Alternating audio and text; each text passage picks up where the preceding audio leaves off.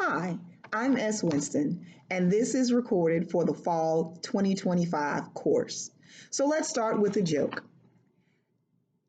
How are the eye doctor and your teacher the same? They both spend their days testing pupils. That's the first joke. We're going to end with a joke if I have time. Let's go ahead and start the time. I'm going to change the camera view.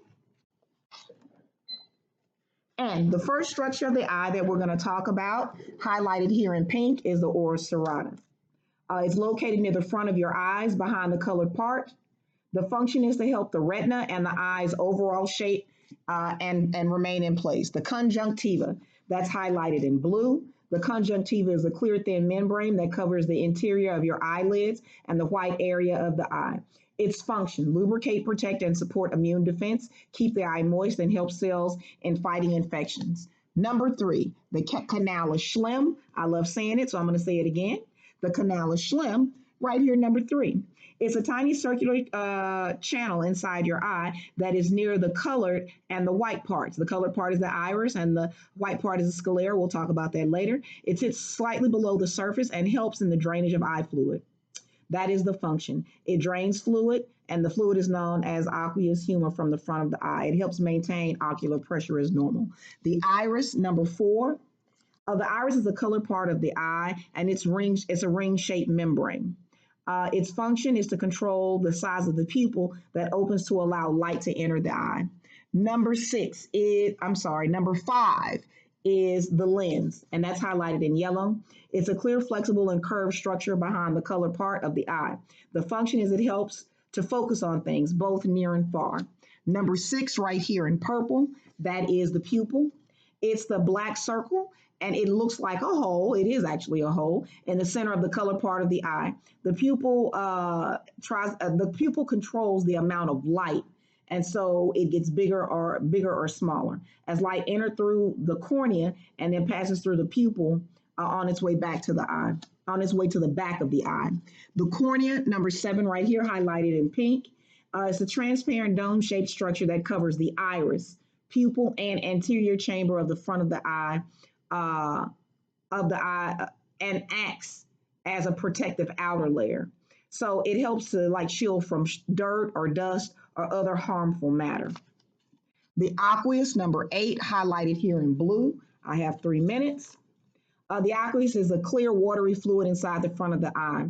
Its function is to nourish the eye and help to maintain its shape. The suspensory ligament, number nine, highlighted in green. It's a structure that supports the eyeball that looks like a hammock, where it can hold part of the eye from side to side and underneath, which is called, and those other things are called the medial and lateral, ligaments, and it's enclosed by the interior rectus and oblique. The function is it holds the lens in place and helps to change focus. The ciliary body, I actually wrote my first discussion post about that. It's in the middle layer of the wall of the eye and it's found behind the iris. The ciliary helps the eye focus, and it also makes fluid to keep the eye healthy.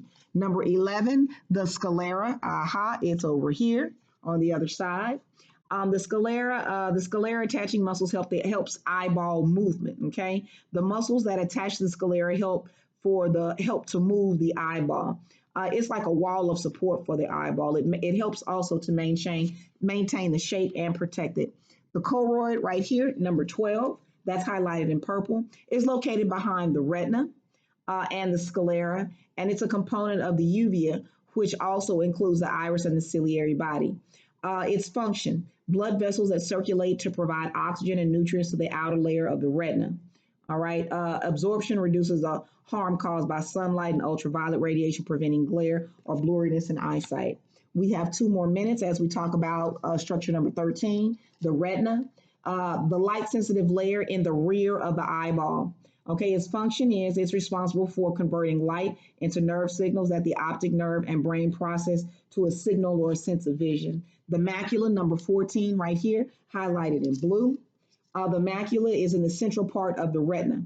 Its function: sharp central vision and color perceptions are its main function, allowing you to focus on particular aspects which you're looking for and see it in fine detail. As we round out one more, about a minute and a half, the fovea centralis, right here, number 15, highlighted in blue. It's a tiny central pit in the retina of the eye. Function, high resolution, detailed vision that allows one to focus directly on an object, like reading a text or recognizing a face. It's known as quote unquote the sharpest vision. Optic disc, number 16, highlighted in orange.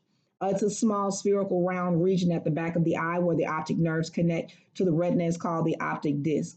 Function, visual impulses are transmitted from the eye to the brain via the optic nerve. Optic nerve, number 17, highlighted in yellow, as we have 53 seconds. The visual information that your eye gathers, such as light, color, shapes, is transmitted to your brain by the optic nerve, enabling you to see. The vitreous, number 18, right here, highlighted in purple. The vitreous is a gel-like substance that fills the space between the lens and the retina of the eye. It helps the eye stay spherical, absorb shock, and retain the proper amount of oxygen in the eye. As we round out our conversation, our last joke is, hey, what did the eyeball say to the eyelid? I wish you wouldn't keep me in the dark. All right, that's it. Thanks so much. Again, I'm S. Winston, and this is the Fall 2025 course.